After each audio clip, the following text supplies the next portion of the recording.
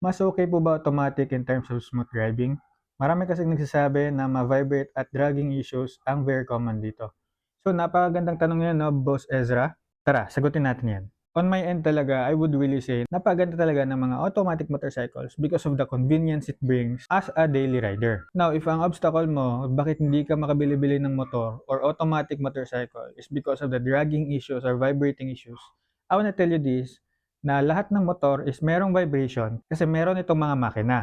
Next is ang dragging naman, ang alam ko is may mga kilala ako na okay lang talaga ang stock and meron din akong kilala na nagpapalit ng panggilid nito. So it is really up to you. If nakukulangan ka sa acceleration nito, I could really suggest na pwede kang mag-upgrade nito as long as ang motor na binili mo is yung gustong-gusto mo.